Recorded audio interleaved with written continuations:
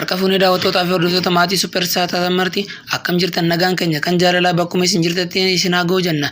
Daawwattootaa fi hordoftoota keenya oduu ammaaf qabanne kan isinitti waan hamileedha. Hammaduma sagantaatti nu waliin turaan affeerraa keenya. Gamanumaan viidiyoo keenya like share gochuu akka hin daganne. Har'aan tana qophii ajaa'ibaa takka qabadde isiniif dhufeera. Qophii tana keessatti komaandii poostii labsamee fi qiiqaa fi himannaa paartiin Abiy Ahmad irratti godhan akkasumas lola walloo irratti adeemaa jirus kana keessatti kan ilaallu ta'a. Haga xumura qophiitti nu wajji turaan affeerraa keenya. Partin sochii biyyoolessaa saba Amaaraa ABIN ibsa haala nageenya naannoo Amaaraa keessa jiruu fi rakkoo saba Amaaraa irra gahaa jiru jechuudhaan baaseen mootummaa federaalaa fi paartii badhaadhinaa muummicha ministeera Abiy Ahmadiin durfamu akkaan qeeqeera.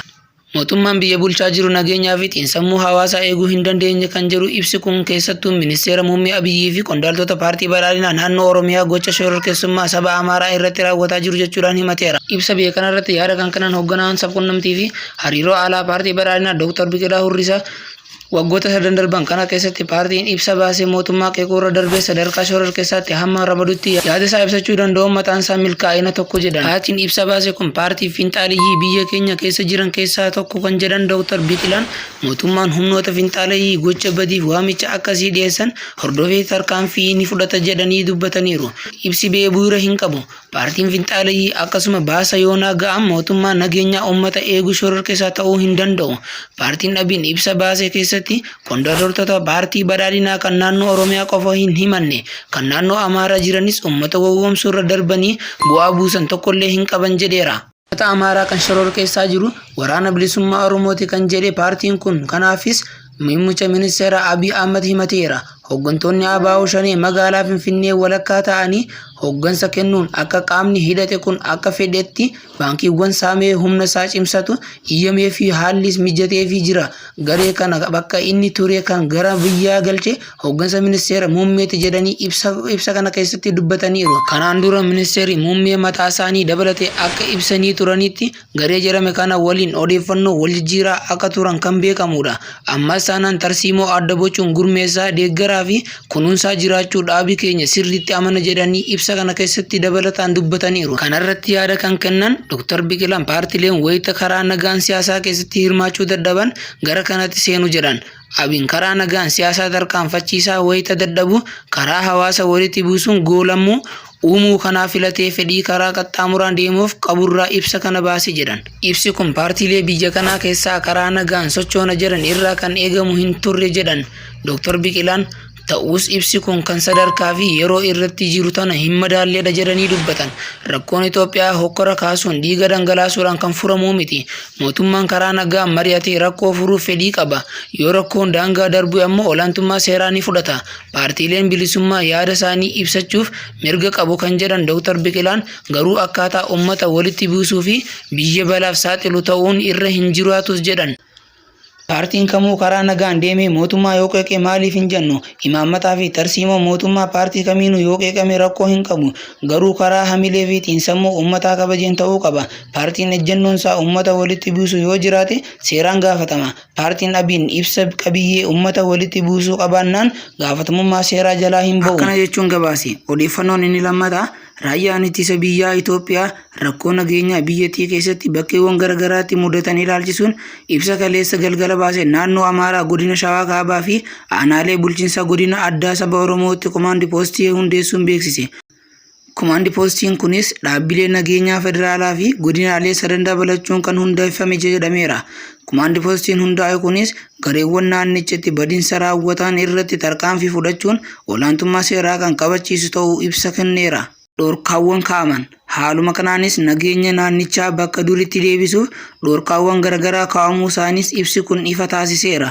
Dhorkaawwan kaa'aman keessaa tokko daandii ollaa aanaalee Dabira Sinaa hanga Kombolchaatti argaman irratti karaan bitaa mirgaa fi fageenya kiiloomeetira 20 keessatti meeshaa waraanaa qabatan socho'uun cimsee dhorkameera. Lammaffaa daandii cufuu dabalatee bataskaanaa fi dhaabbilee mootummaa akkasumas mana jireenyaa dhuunfaa fi qabeenya barbadeessuun yookaan gocha kanarratti garee fi dhuunfaan hirmaachuuf socho'uun dhorkameera. Paartiin siyaasaa caasaa mootummaa fi gareewwan gochoota dhorkaman kanneeniif dhorkaawwan komaandii poostichaa baasuu keessatti hirmaatan irratti tarkaanfii seeraa kan fudhatu ta'uun beekamuu qaba jechuun akeekkachiiseera.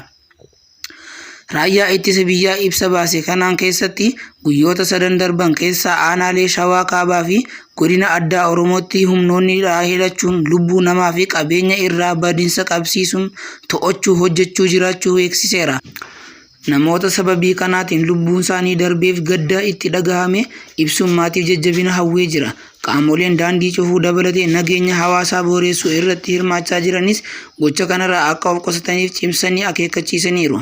Erga naannoo Amaaraatti bulchiinsa godina Shawaa Kaabaa fi godina addaa Oromootti uumameen wal qabatee lubbuun namoota hedduu badee namoonni kumaatamaan lakkaa'aman qe'ee isaanii irraa bu'anii gabaasuun keenya ni yaadatama.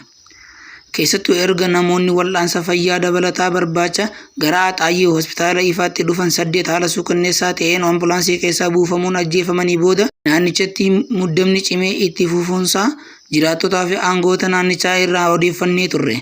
Kana malees biyyattii keessatti iddoowwan garaagaraatti gareewwan uummata walitti buusuun lubbuu namoota nagaa fi qabeenya irratti balaa qaqqabsiisan irratti tarkaanfii fudhachuu eegaluu beeksise.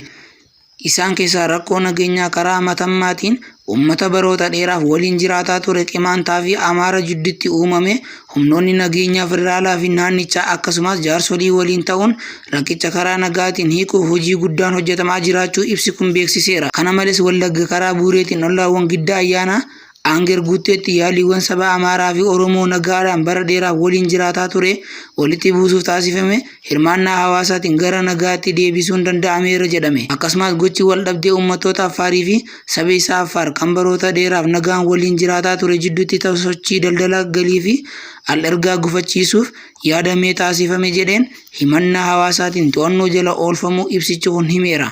Odeeffannoo biraatiin ajajoonni waraanaa olaanoo 3 kan keessatti argaman loltoonni addaa poolisii federaalaa 48 karaa Gondariin qotanii Suudaanitti harka kennatanii jiran jechuudhaan odeeffannoo nu dhaqqabe tokko ni ibsa. Loltoonni addaa poolisii federaalaa fi ajajoonni olaanoon kunneen Suudaan kan galan hidhannoo guutuudhaan mootummaa Itoophiyaa Abiy Ahmed mormuudhaan jedhanii maddii odeessa keenya Superistaaritti nuuf hime kana jechuudhaan gabaasee jira. Kabajamtootaa fi daawwattoota maatii Superistaar taatan waan haga ammaan tanaan dhaggeeffattaniif hedduu takka galatoomaa. Ilma viidiyoo kana like share gochuu akka hin daganne warroottan ammoo haaraa taatan channel kanaaf subscribe gochuudhaan maatii kootti dabalamaan isiniin jedha. Haga qophii birootiin walitti deebinuu nagaan tura.